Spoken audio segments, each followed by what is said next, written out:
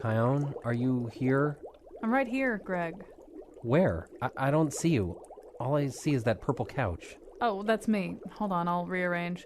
Keep in mind that ever since I turned into an octopus, I can change my shape and color almost any way I want. This is what I wanted to talk about. Our relationship. Things are really different now that you... Wait, aren't you forgetting something? I'm not sure what you mean. Fishy. See, I shouldn't have to give you a fish every time I want to talk to you. Fishy! Okay, here's a fish. Now turn your back. I don't want anyone to see my mouth. Okay, just for example, it's weird that your mouth is under your armpit. That's an example of the kind of thing that's hard to get used to. I'm just wondering if maybe it would be nicer for you to meet an octopus you could breed with. And maybe... Wait a minute. Are you breaking up with me? You could say that. See, that's another thing that I hate, when you squirt me with that spouty thing. It's not called a spouty thing, it's called a funnel. Really, Greg, it speaks volumes that you've never learned the proper names for my octopus parts. I've got 130 million brain neurons, you've got 100 billion, but you can't remember funnel. But I know the name for the thing, you know, the thing on your body that, you know what I'm talking about. You're forgetting, aren't you? You're becoming more and more one of them. You'll never understand the stuff I think about these days. I wouldn't even know how to translate it for you. Maybe you should just listen to this, what are they called, noisy, talking land thing. And now, this is a joke we octopuses love. There's a sucker born every minute. Want to meet one? Colin McEnroe. Suckers. Do you see what I did there? Is this thing even on? An octopus audience would be laughing their heads off if they, had heads. Well, they do. They do and they don't have heads. I think that's fair to say. They have things that we call heads. But when you start talking about octopuses and their anatomy, it gets very complicated. And it's about to get very complicated. But I think, and I hope, in a delightful way, as we do our full show salute to the octopus. And guiding us along through this, we have Cy Montgomery, the author of nearly 20 books for adults and children, including The Soul of an Octopus, a surprising exploration into the...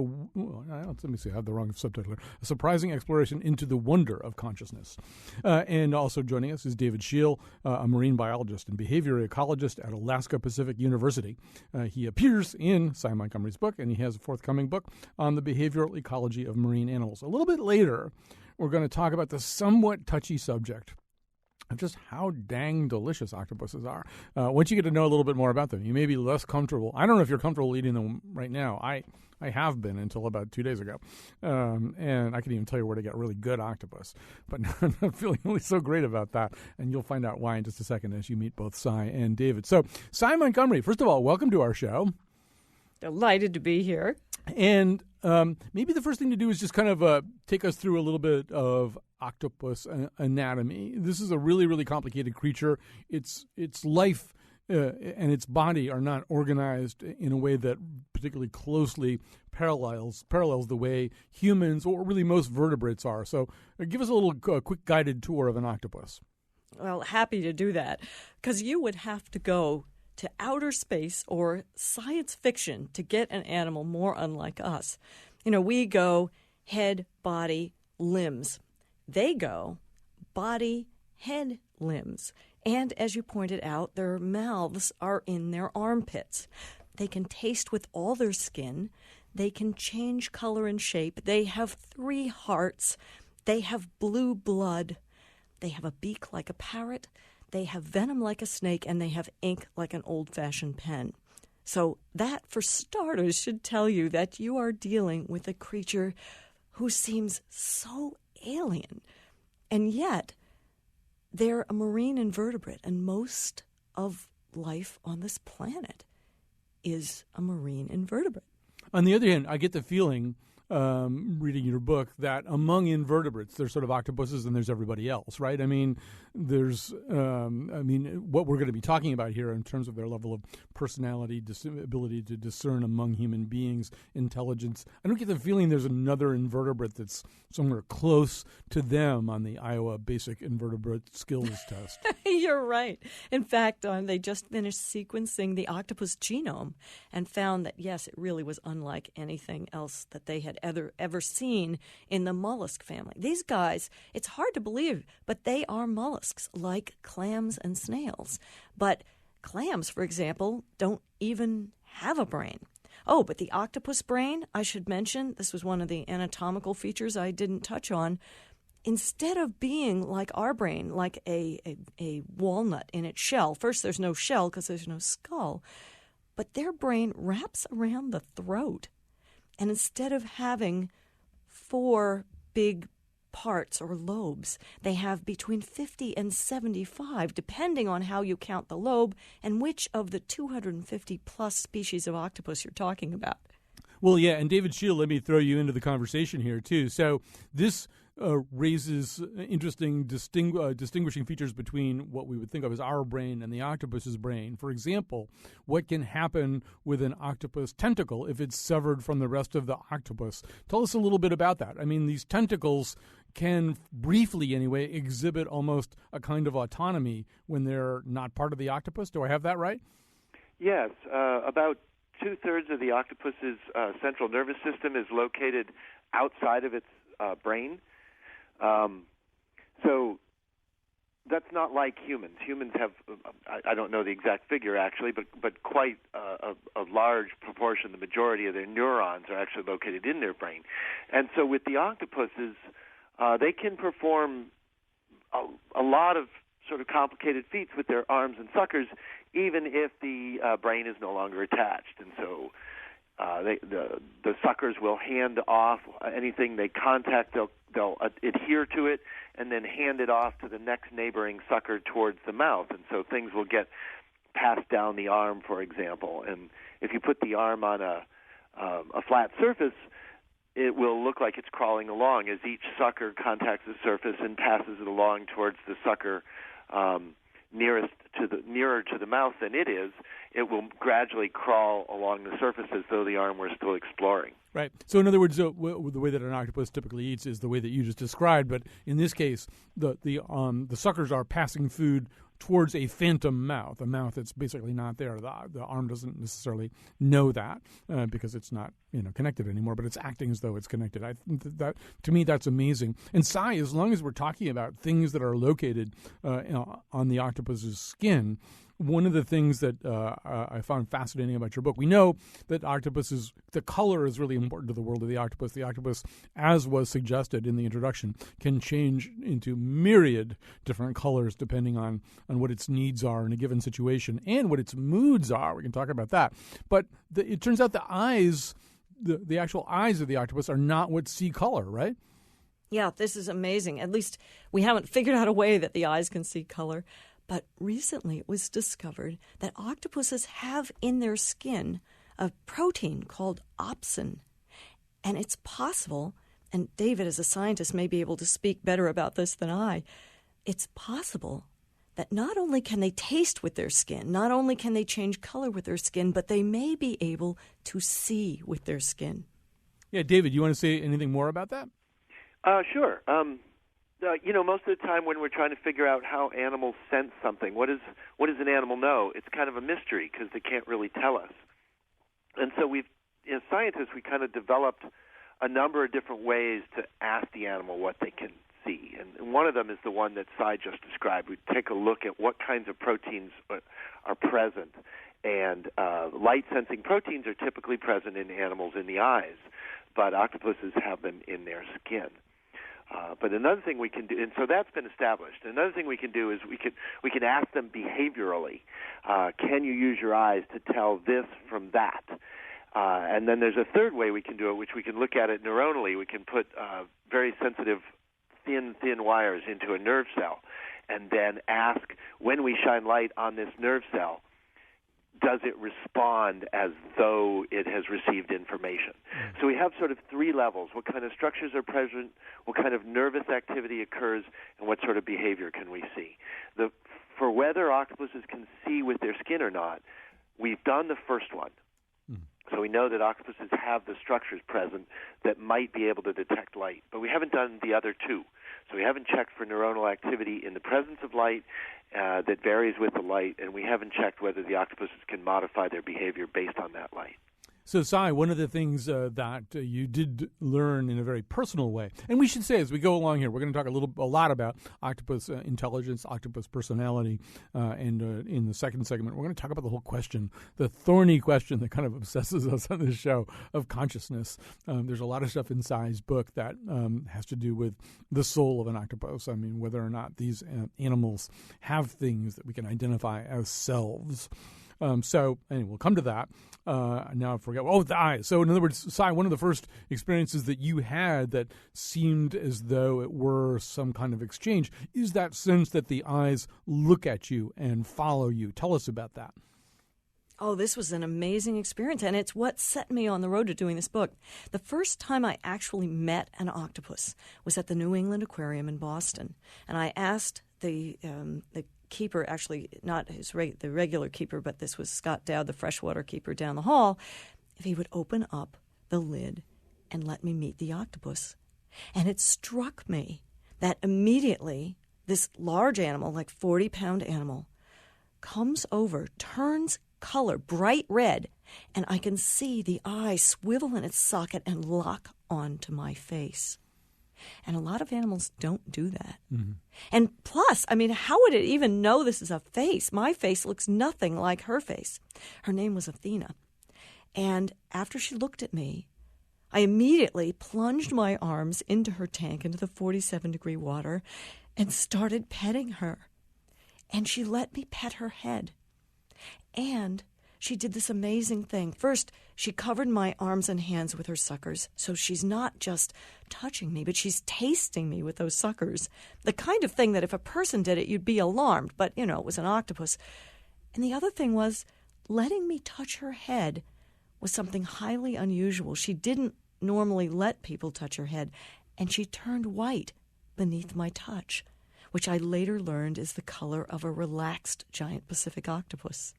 So I was quite touched and moved and excited as well, because here was somebody who I felt was just as curious about me, just as interested in me as I was interested and excited about meeting her. So this was someone, not something, and I wanted to get to know her better. And this was how the book, The Soul of an Octopus, really began.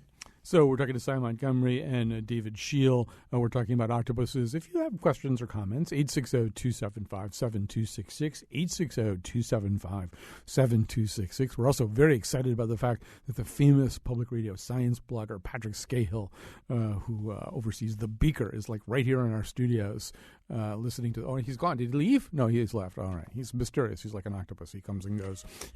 Patrick can squeeze through any hole, too, just like an octopus. He can fit himself through a hole much tinier than you would guess based on his body. All right, so we're going to talk quite a bit about sort of intelligence and what, for want of a better word, we'll call personality, although obviously that's kind of an anthropomorphic or anthropocentric word.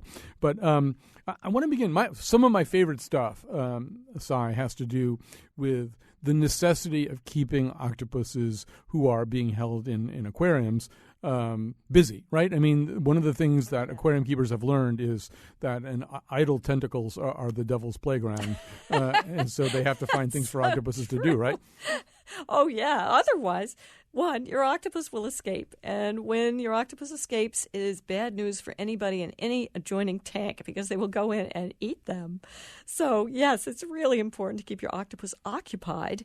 Also, because, they're such smart animals, they deserve to have something interesting in their day. So there's actually an enrichment manual that aquariums have to keep their octopuses interested. And they suggest that you give your octopus many of the same toys that we would give our children, like Legos, like Mr. Potato Head. They like to put things together and to take things apart.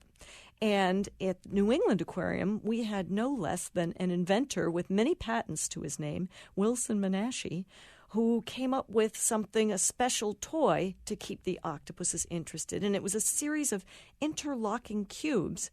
You'd put one inside another, and a live crab in there, and each one would have a different lock. And the octopus figured out every lock every time.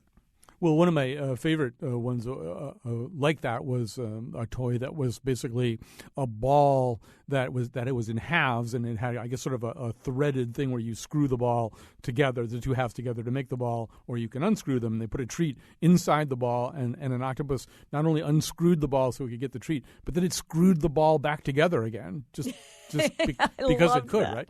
Yeah, absolutely. They love doing that.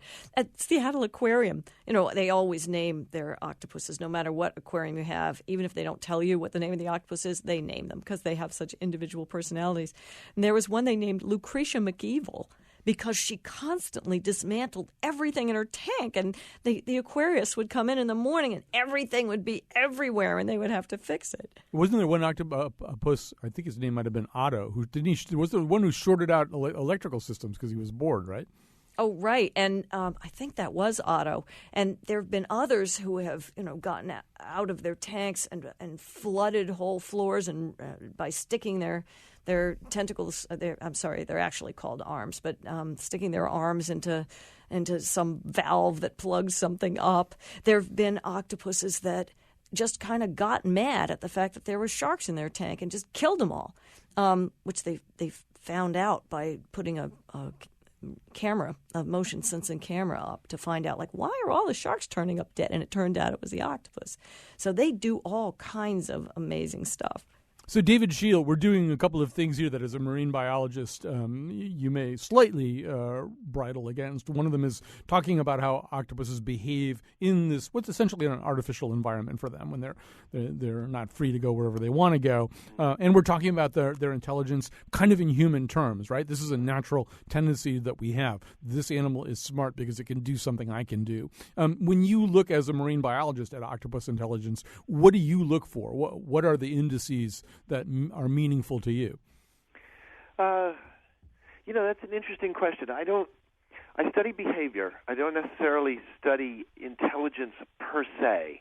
One of the things about intelligence is it turns out it's hard to define and it's hard to measure. And that's true even with humans. I mean, we talk about humans and whether they have a high IQ or not. But it turns out in human intelligence, people have begun to talk about sort of 5 or 6 or 7 different kinds of intelligence: social intelligence, numerical intelligence, and so forth. And so I tend to have taken that message really to heart. It seems to me that animals are going to have many different kinds of intelligence. And if you extend this a little bit further, you could sort of expect that there would be many different dimensions to, for example, personality or even to consciousness. And so to ask, is an animal intelligent? Does an animal have personality? Is an animal conscious? These are less interesting questions to me than what kinds of intelligence does it have? What kinds of personality or consciousness? And so that's kind of how I like to think about this, is what kinds of intelligence do we find?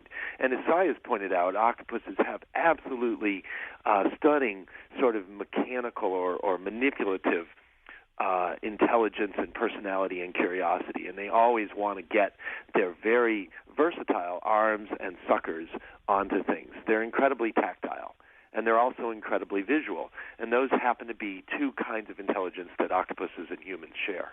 And David, an octopus in the wild, it's pretty clear, I think, at least reading Sai's book, learns how to do things. And that might be a thing that you're interested in, too, that an octopus's behavior in the wild. Well, I mean, there are things that they do, and I'll let you pick one, although I was reading in the book about how they basically they'll create the appearance of extra eyes or something for specific reasons. So maybe you can mention some of the behaviors you see in an octopus in the wild that are useful to it. Sure. It's interesting. I spent a lot of years studying octopuses in the wild, and yet in my early years, I seldom saw octopus behavior. They sleep a lot. They hide in their dens a lot, and they make themselves as inconspicuous as possible. I've been very fortunate recently to start working at a site out in Australia that is where the octopuses are active during the day, and they're out a lot. And I did some work also in Moorea, that had that same characteristic to it, where we were able to see the octopuses out and moving around a lot. And it's really, really exciting and really incredible. Cy was there on some of our work in Moorea, and the animals are just so active, and they're so curious, and they move around sort of flowing like ink almost into these crevices and things, and find something interesting and just yank it out of there much faster than I would have anticipated. And it's really kind of amazing. You know, one of you ought to tell the story, David, maybe you can, about the octopus using a coconut. This is in Cy's book, and it completely blew my mind that there was a kind of an octopus that could use a coconut and use it in a couple of different ways. You don't think of an octopus really being able to use something like that as a tool. Yeah, so octopuses have a wonderful relationship with man-made objects, and a coconut, of course, is a natural object. But the story of interest is a video that's available on the internet quite widely, I think, and it shows an octopus carrying two halves of a coconut that was apparently cut open by people, and this is quite a common object in shallow seas around coconut-bearing shorelines. And so, why would an octopus carry a coconut around? Well, octopuses need shelter, and this octopus is out in a soft habitat where there is not a lot of shelter. And so a coconut is a hard object with room for an octopus inside of it. And so the octopus can just pop into one half of this coconut and then stick out two arms and sort of walk along almost bipedally, carrying the two halves of the coconut. And if something threatening comes along, it just pulls in its arms and closes the coconut. This is incredible.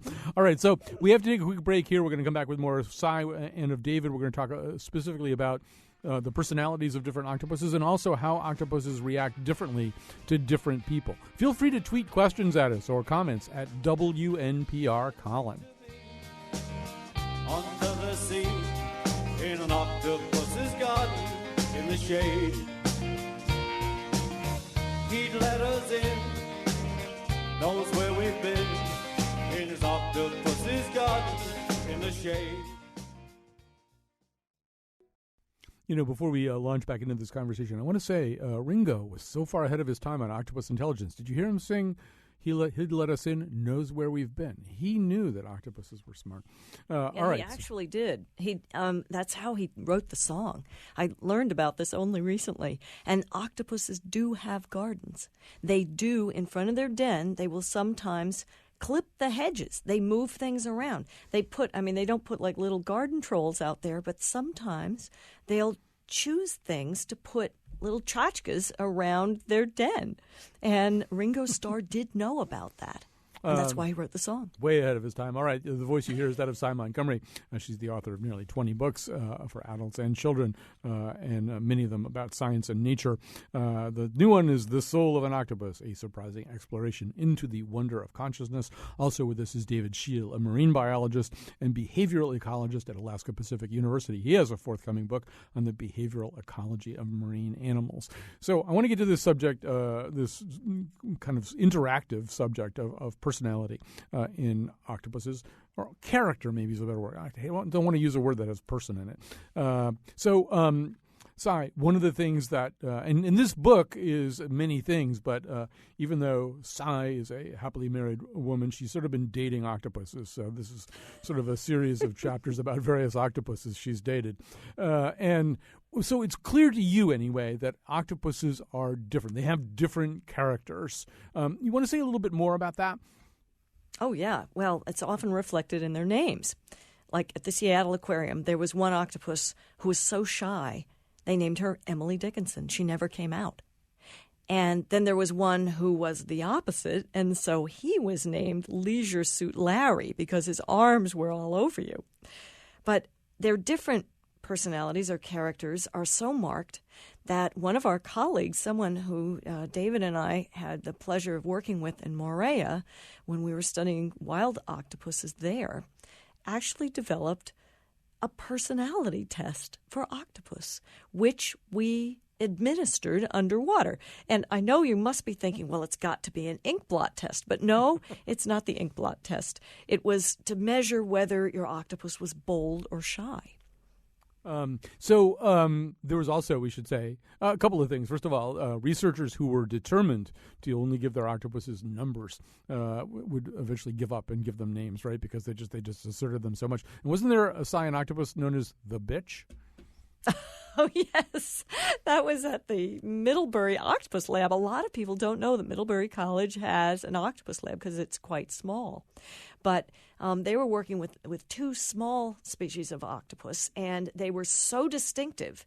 One of them was so sweet that this animal would hold its arms up to you like a baby that wants to be picked up, and so friendly and so sweet. But the other one, the bitch, always was a problem whenever you were going to do an experiment. When you wanted her to run a maze, she would hide. She would use the net as a trampoline to leap off of, and then she would run around on the floor, and the poor student would rush around like she was chasing a cat. She said it was an absolutely surreal experience. Right. They do run when they get, some of them anyway, do kind of run on their legs, kind of, right, when they get on land? Well, you know what? I haven't seen them do that. I've seen video of them. They can move quite a distance on land, an alarming distance, but I've never seen them actually run, and it's not the kind of thing that I want to see because you don't want to drop your octopus on the ground. But at Middlebury, this wasn't something that they dropped. The animal just launched itself out to get away. But David has known quite a few octopuses. He's had a lab, and he's given them great names as well, even though he's a bona fide scientist. So he sure knows, as well as I do, that they're quite distinctive one from another. Well, David Scheel, as a marine biologist, I'm guessing that you would rather talk about their specific behaviors as opposed to their personalities or characters, or are those terms that you're somewhat comfortable with? Oh, I'm very comfortable with them.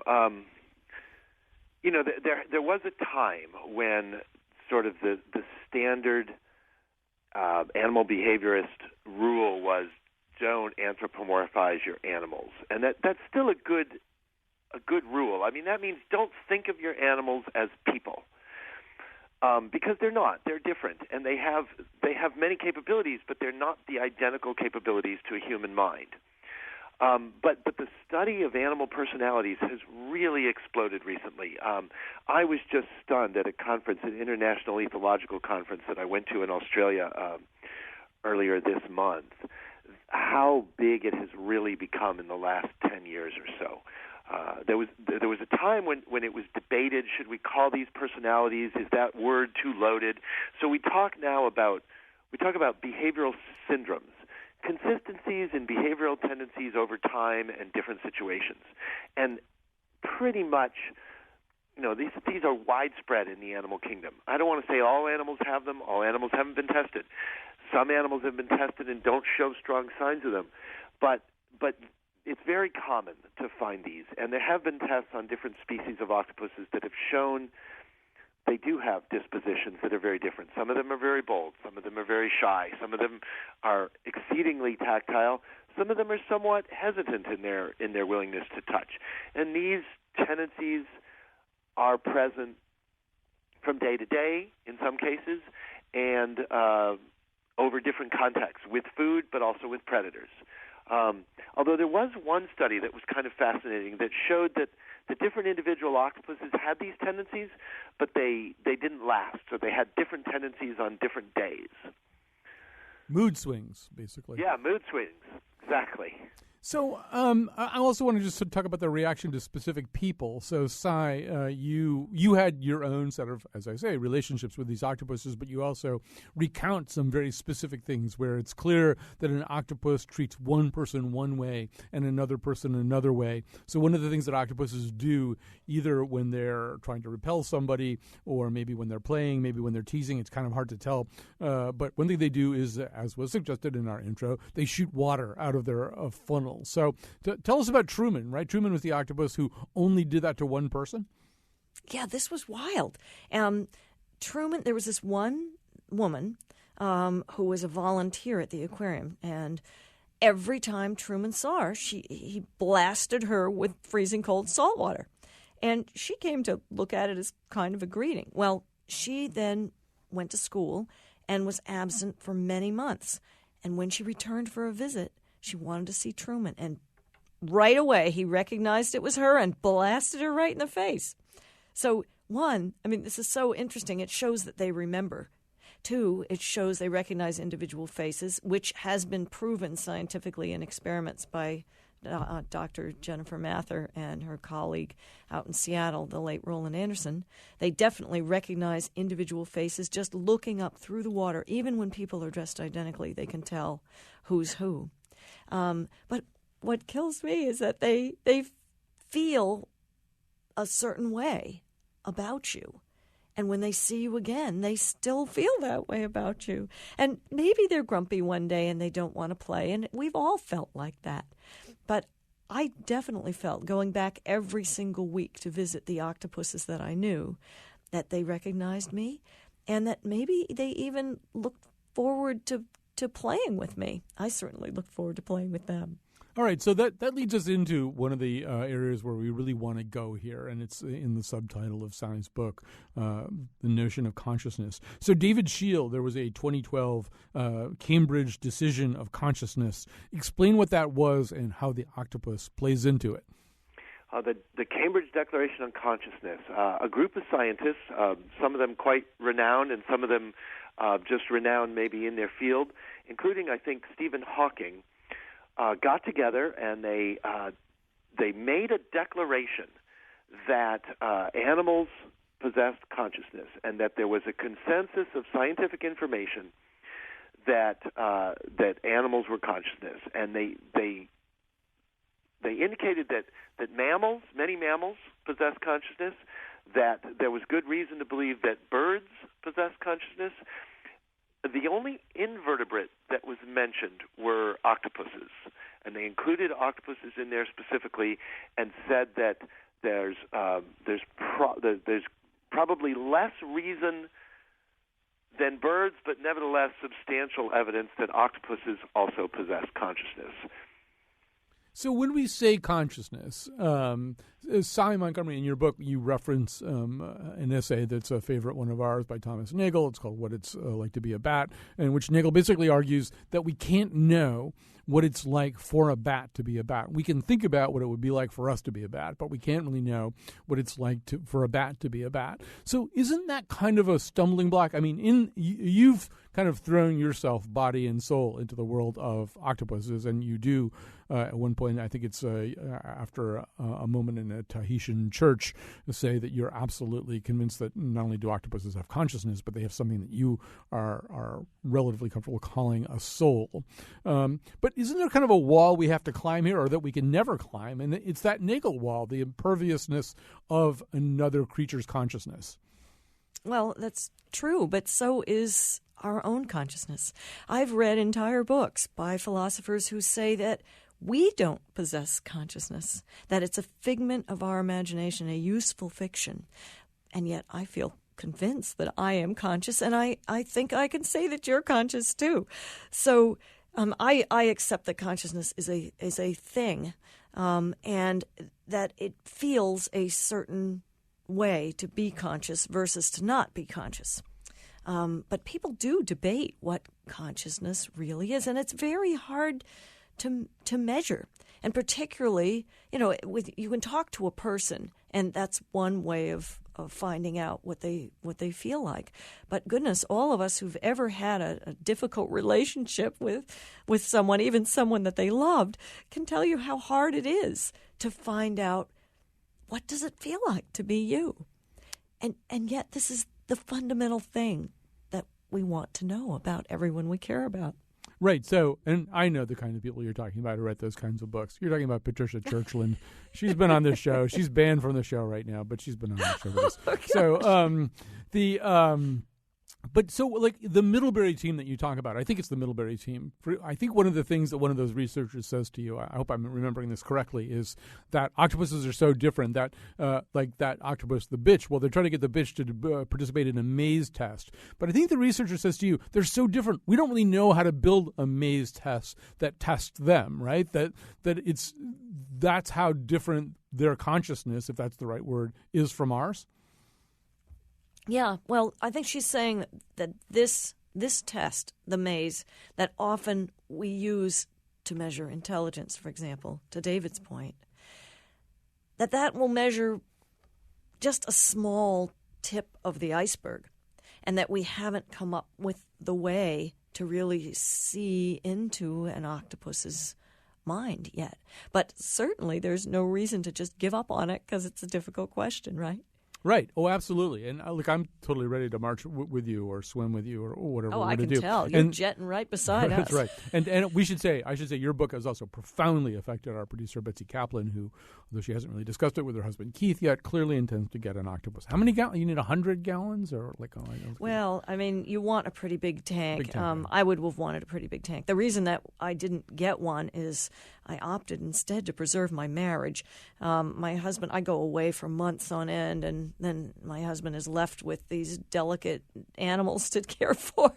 So he didn't want to be stuck with caring for an octopus, particularly since the power goes out a lot of times in New Hampshire, and you have to raise live prey for these animals, et cetera, et cetera. But you can get a home octopus, not a giant Pacific, but you can get a home octopus. And boy, I would love to have one sometimes.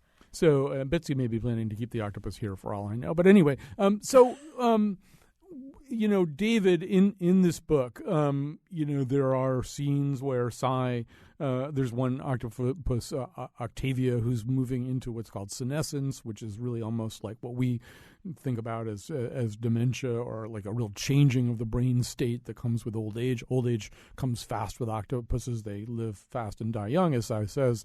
But there's a moment, this very touching moment in the book, where it seems clear that Octavia, even though she's in this state, recognizes Si and two of her other keepers, and in Si's words, wants to touch them, to taste them with her suckers. She wants to do this, even though she hasn't, I think, experienced any of them in like 10 months or something. A lot of time has gone by. She recognizes them and wants to have an interaction with them. So, going back to the thing that you were saying before about how biologists have changed their attitudes a little bit about exploring the dispositions and urges that animals might be feeling, how comfortable are you with a term like wants to greet and touch Si and two other humans one more time? Is that a word that makes sense to you in terms of animal behavior?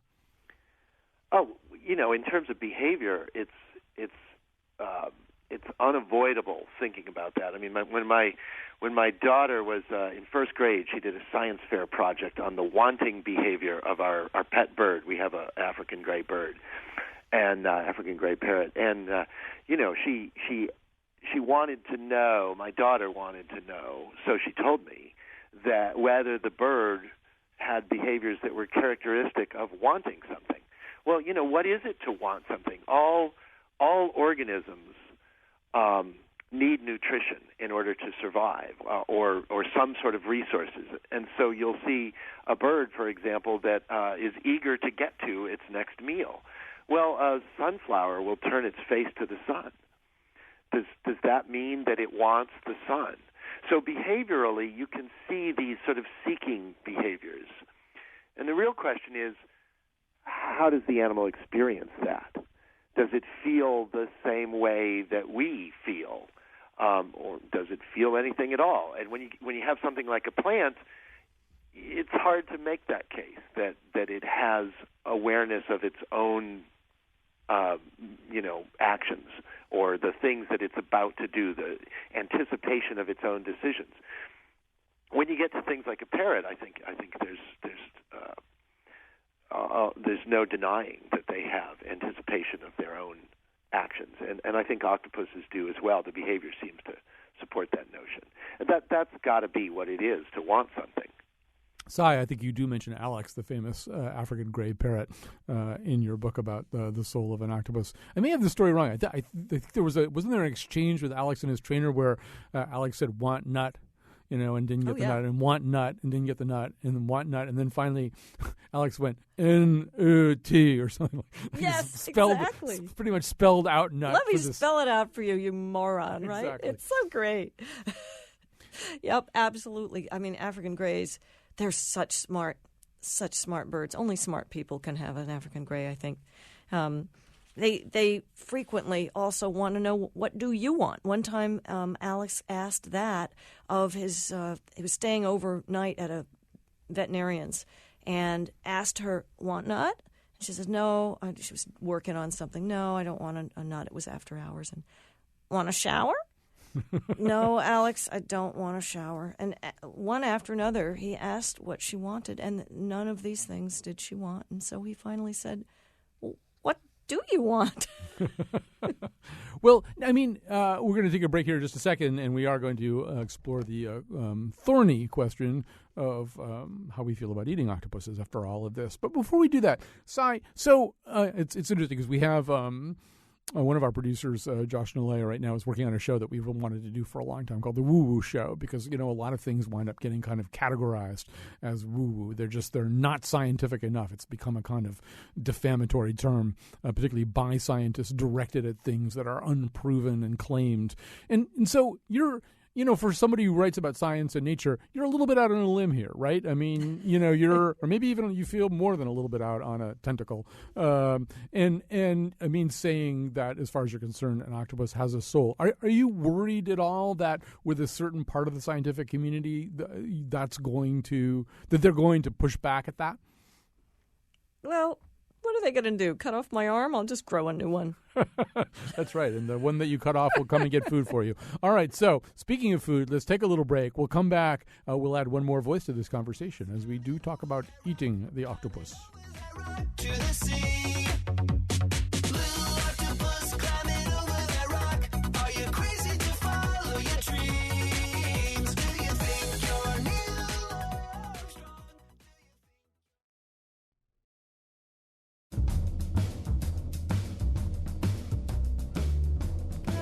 Kion, now that you're an octopus, maybe you'd be happier in a relationship with some other form of sea life, like maybe an anemone. Why would I want to hang around with an enemy? Not an enemy, anemone.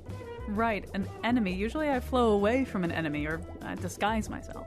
Anemone is not the same thing as an enemy. You know what? You're getting really weird. You might be getting Rapture of the Deep or something. Today's show was produced by Betsy Kaplan and me, Kion Wolf. Greg Hill appeared in the intro and tweets for us at WNPR Colin. Our intern is Nate Gagnon. The part of Bill Curry was played by SpongeBob. For show pages, articles, and Faith Middleton Show staff recipes for doctored mock octopus with pork hocks and fetlocks, visit our website, wnpr.org/Colin. And now, back to Colin. So we all have different ways of relating to a topic like this. And when I first heard that Betsy Kaplan was working on a show about octopuses, I had two reactions. One of them was the best octopus I ever had. And see, for Sai or for David, that's like an octopus named Kali or Octavia or something. For me, it's like they serve it at the Aegean Breeze up in Great Barrington. It's terrific. And it's delicious octopus. That's the best octopus I ever had. And I also thought immediately, and this perhaps indicates my own lowbrow relationship, about Paul. Paul was an octopus who supposedly could, well, actually, I'll let Sylvia Killingsworth explain this. Sylvia Killingsworth is a managing editor at The New Yorker. She's written about all this. She joins us now. Sylvia, remind us about Pulpo Paul. Yes, the Pulpo prognosticator. Paul, yes, during the 2010 World Cup, Pulpo Paul was the octopus who correctly predicted the outcomes of all 7 of Germany's matches by choosing there were 2 boxes set up, and each of them had the flag of the countries that were playing, in addition to a piece of food. And every single time, Pulpo Paul correctly predicted who would win. And so people believed that, Paul had magical powers. Right, and I was looking forward to Pulpo Paul's future predictions at other World Cups before I read Sai's book and discovered that octopuses only live 3 to 4 years. Yeah. So it's pretty much one and done. So, but this raises the whole conversation that we've been having raises the question of eating these animals, right? I mean, and an animal's intelligence is no defense against getting eaten. Pigs are very smart. Exactly. So Sylvia, how do we think about this? First of all, I get the feeling people are eating more octopuses, not less. Anecdotally, it is my experience that I've come across more octopus in the last maybe 10 or 15 years, sort of out and about at modern popular restaurants. I think that's more because of the trendiness of Mediterranean food or Spanish food or French food, as well as Asian cuisine. But yeah, I think it's a thing that we're starting to confront, and now that there's all this research on octopuses and books coming out like Size, we're sort of starting to reconsider whether this is a factor that we want to consider when we're eating this animal. Well, do you reconsider? And does it make you rethink it? It gave me a certain amount of pause. I think it made me sort of rethink why I eat the animals that I do. And generally my rule of thumb is if it's delicious, if I find it delicious and enticing, then I will eat it. And I think I didn't eat octopus for a very long time because I was a very picky eater growing up. It took me a very long time to come around on even most fish and seafood. And so octopus for me was sort of an outlier. It's so unusual. It has all these like tentacles and suckers. It's just, if you think of a 6-year-old, you're sort of like, no, I'm definitely not going to eat that. But the first time I did try it, I was very pleasantly surprised by how delicious it was. And I think that accounts for a lot of the popularity of a lot of modern Greek preparations and Spanish dishes that we see now. There's so many lessons we can learn from that. One of them is don't be delicious. I think there is a story. I mean, goes back in my mind decades to, I think it might have been the Leakeys who were doing research in Africa, and they actually, one of them saw a lion come into the tent and either sniff or lick at one of the other researchers who was sleeping, and then kind of make a kind of bleh and turn around and walk out. And you think maybe that's one of the things that allowed humans, who like octopuses don't have the greatest defensive system in the world, to live so long, so we don't taste that good. But Sai, I'm also wondering if one thing that militates against sympathy for octopuses is, and maybe exacerbates our willingness to eat them, is that they're not like us, right? If I offered you some braised baby monkey, you're probably not going to be so into it. Does the octopus's strangeness work against it?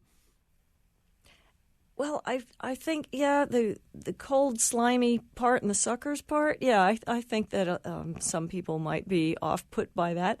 But just about everybody else in the sea will happily eat an octopus, and this is one of the things that has probably sculpted their intelligence, being able to avoid so many different predators who think they are delicious. David Scheel, as a marine biologist, do you eat octopuses? I have done. I try not to eat any that I've known. I suffer from that same fate of enjoying a delicious meal, so I only eat octopuses when they are likely to be a real culinary experience. I think the last time I had an octopus was about, maybe 10 years ago. So Sylvia, this sort of argues for there's kind of a sliding scale that's being expressed here, right? That we don't really have maybe any kind of ethical framework. Once we decide we're going to eat animals, we don't really have any kind of sensible ethical framework for making discernments about what we're going to eat and what we're not going to eat. Mm-hmm. Well, I think the particular interesting thing with the octopus is that, like you said earlier, one wouldn't probably eat a baby monkey or a pig or some other animal that's sort of taxonomically a lot closer to us than, say, the octopus, which is a lot farther away and is so sort of unusual as to constantly be described as something alien. And there's a certain sort of like respect at a distance that people have for the octopus, both in observing them as pets or as studied animals, or throughout our culture we have references to, say, like the octopus's garden. Ringo Starr sort of anecdotally says that from an experience in Sardinia, where these farmers were, men at sea were telling him that they saw octopuses decorating their lair. So there's a lot of like observed behaviors in the wild that we sort of see and think, that's actually very reminiscent of, humans and consciousness, but they're so far away from us. And it's that sort of decision that something is so unusual as to sort of be respected at a distance and not necessarily, it's a little bit of a bowing to this foreign thing. Well, Sylvia Killingsworth, we have to say farewell. We have to say farewell to Sai and David Scheel as well. The book, The Soul of an Octopus, a surprising exploration into the wonder of consciousness, was the reason for doing all this. Thanks to everybody who either helped with the show or was a guest on it.